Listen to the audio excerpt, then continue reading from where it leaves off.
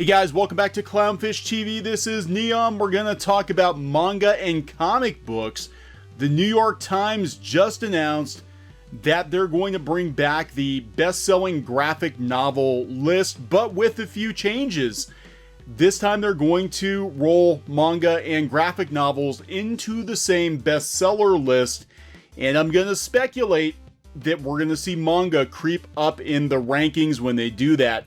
So we're going to talk about that in this episode of Clownfish TV. We're also going to talk about the uptick, the massive uptick in sales of manga in the US and how manga may have been what prompted this decision by the New York Times. That's my theory anyway. Before we get into the video, please subscribe for more pop culture news, views, and rants here at Clownfish TV. We just passed like 63,000 subs this week. It's amazing. Thank you guys. We're hoping for 100,000 very, very soon. If you could hit the sub button, it would be appreciated. We want to keep bringing you guys content. And we got to get found. YouTube makes it really, really hard for people to get found now. They keep changing everything. So this version of the story is coming from Gizmodo.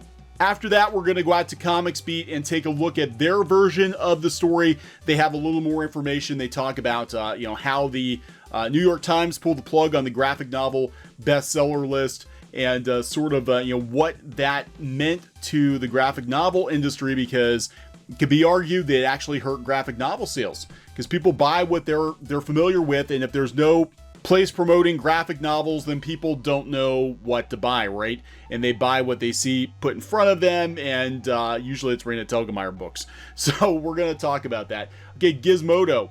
The New York Times is tracking best-selling graphic novels again.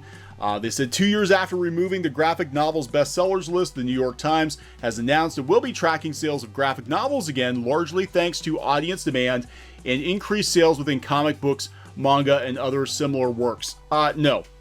Comic book sales are not up. Manga sales are up, and we're going to talk about that. Comic book industry, comic book sales are down. Graphic novel sales are down. Manga sales are booming, and this is probably what prompted them to add the list back to the New York Times. So in a press release, the newspaper shared that it's going to start tracking graphic novels in print and digital issues of the paper after eliminating the category in 2017. The New York Times had previously introduced the list as an experiment, running it for 8 years, but then removed it to make room for other content. The newspaper did continue to cover graphic novels, including that one time it spoiled the Batman and Catwoman wedding issue. I don't know anything about that. The paper is citing reader interest and market strength. Market strength, not from comic books, not from most graphic novels. Market strength from, I believe, manga, which is driving this whole thing. It's still changing things up a bit. Instead of having separate categories for hardcover, paperback, or manga graphic novels, they will now be combined into one graphic books list.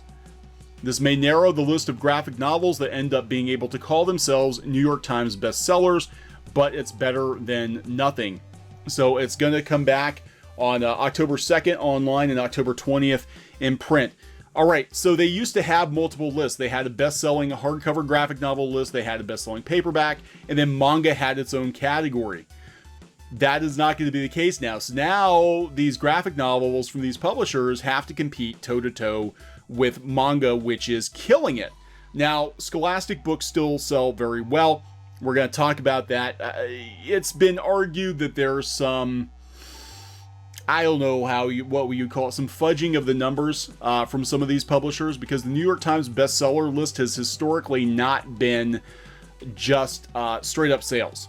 And if you look into it more, and I think I'll go find an article and put a link to that. There was an article on, I think it was New York Observer, had an article where they said that the New York Times bestseller list is basically kind of like the Nielsen's. It's a sampling of vetted outlets that sell the books. Now, the graphic novel market, graphic novelists and their agents had a complete meltdown. They had a complete meltdown in 2017 when the Times took comics off of the bestsellers list, because that was the biggest selling point for a lot of these graphic novels. Basically, to justify the existence of these graphic novels to a lot of the publishers that were putting them out, I think they were touting that they were New York Times bestsellers. They could put it on the cover. It certainly helps when you're trying to get a movie deal or a TV deal, right? To have a New York Times best-selling graphic novel, even if you're on a list of graphic novels that maybe only sell a couple of thousand copies a week, and you're on that list, it still looks pretty good. So, you know, there definitely was a commercial advantage to having that list. Now, Comics Beat talks about, they talk about how they reinstated it, and how it also could have potentially affected graphic novel sales, because not long after they discontinued the list, graphic novel sales took a nosedive, like a steep dive, and I think it was like 12 or 17%. It was a pretty sharp drop off, and again, out of sight, out of mind, right? So here we go with Comics Beat, the final victory against the forces of comics snobism. Oh, coming from Comics Beat? I don't know. If you live in a glass house, right? New York Times has announced that they will reinstate their graphic novel bestseller list, albeit with some changes. Got to mention those changes. They're very important. Nearly 3 years ago, the Times delivered a shocking blow to the comics industry by announcing they were discontinuing the graphic novel bestsellers list. Scholastic was sad. These lists, coming from the ultimate authority on book-selling prestige, I don't think it means as much as it used to, had enabled countless comics creators to put New York Times best-selling author artist on their Twitter bios, and also energized the marketing and library ends of the industry. So what? They got a blue check because they were on this New York Times bestseller list. So yeah, of course they were pretty butthurt that they couldn't do that anymore, because you had cartoonists that were maybe moving a couple thousand issues of a graphic novel, but they made it onto the list for a week, and they're like, I'm a New York Times best-selling author. The best response I saw to this when they pulled it was Neil Gaiman, who flat out said, like, I remember when comics could actually compete on the real book bestsellers list. Like, he said he felt like the comic book, the graphic novel bestseller list was like sitting at the kiddie table at Thanksgiving, because the competition's not nearly as stiff. So they go on to say, without them, the comics industry lost some prestige and marketing oomph. It's about the marketing. It's all about the marketing. That's all the New York Times bestseller list is, a marketing tool. The Times book section editor, Pamela Paul, promised to make up for the lack of a list with a more editorial coverage. Whether or not that happened is debatable. Today it was announced that the Times would be bringing back several of the lists they discontinued, including comics and graphic novels. Pamela Paul did acknowledge it, but there are some changes. They said it will incorporate graphic books and include manga, adult, and kids all in one list. Yeah, so it's going to be a lot tougher to get on the New York Times best-selling graphic book list now, because you're competing with all the manga. You're competing with everything. They're not segregating, soft covers from hard covers from manga. So this is going to be really interesting. Since discontinuing the comics list, several graphic novels made the actual real New York Times bestseller list. That is true. That is true. And it used to be more common, as I understand it, from Neil Gaiman back in the day. He was like, yeah, it's a big deal when actual comics make the actual New York Times bestseller list. So what prompted this? Personal opinion, it was manga. Manga prompted this, because if you've been watching our channel for the last couple months, you will find that manga has been growing at a crazy rate compared to the rest of the comic book industry here in the States. In fact, based on BookScan, just for this year, the manga subcategory in the retail trade channel grew 16% from January to May. So in a couple of months, manga grew 16%, exceeding the 5% growth of the total comic graphic novel category.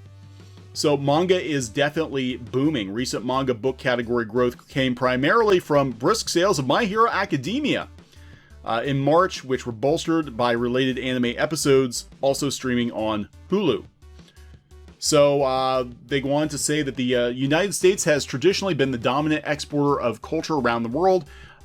Says Kristen McLean, books industry analyst for NPD. However, we have a big wave of imported culture that is finding a hungry and growing audience, one that is adventurous and willing to take on new experiences, like reading these books from right to left, like the original Japanese. You know, this has happened before in the 2000s. This is actually what brought about the graphic novel boom. Manga was doing very well in the early 2000s with Tokyo Pop.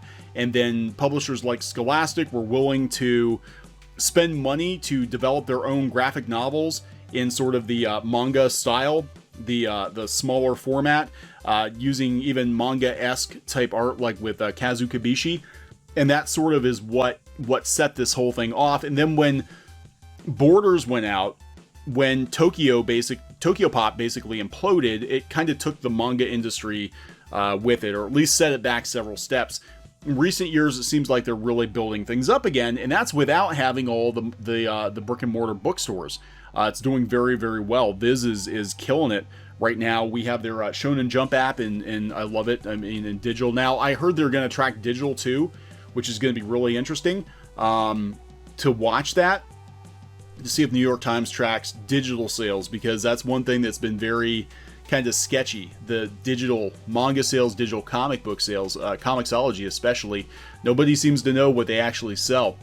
So that's probably what prompted this. Now, the funny thing about this is, for all the bragging about how well comics are selling here in the US, if you actually go to Japan and you see what their numbers are, you're gonna cry. You're gonna cry, because comics over there, manga over there, sell significantly more units than they do in the US. We can't even dream of the numbers over there. I mean, we're talking, now this is for, the last 2 decades, but One Piece, 454 million copies of One Piece, 300 million copies of Dragon Ball. In the US, they throw a ticker tape parade if a comic book breaks 100,000. The best-selling American comic book of all time, as I understand it, is still Jim Lee's X-Men #1 from like 1992, and it sold like 8 million copies. That's nothing. This is what the 2019's best-selling manga in Japan is so far. In Japan, so far this year. Per season. I'm sorry. Per season. Okay, so in May, this is a Twitter user, SBManga1, broke down the numbers and documented the popularity of manga sold in Japan for 2019 so far. So we're talking not even half the year. This is what was sold in Japan so far. One Piece sold 5 million. 5 million copies. The Promised Neverland sold 4 million copies. Kingdom, 4 million copies. My Hero Academia, a little over 3 million. Attack on Titan, almost 3 million. Again, even One Punch Man, at the bottom of the list, sold almost 2 million copies in Japan, a country a fraction of the size of the US. So, this is going to be really interesting to see what's going on here. I know a lot of our viewers they only read manga. They don't read American comics. They don't read American comics. They read manga and webcomics, digital comics. So, it's going to be really interesting to see what happens when all of these books from all of these publishers have to compete against manga to retain a position in the top 10. It's going to be very, very interesting to watch, and we're going to see who wins. And I really think that we're going to see a lot of My Hero Academia in that top 10. Absolutely. So please subscribe for more pop culture news, views, and rants here on Clownfish TV. This has been Neon, and we will talk later. Hey guys, thanks for watching Clownfish TV. Please consider supporting the channel. Go to clownfishsupport.com. That's clownfishsupport.com. And if you want to join our community, go to clownfishtalk.com. That's clownfishtalk.com. Please subscribe, ring the bell for notifications. We will talk to you next time.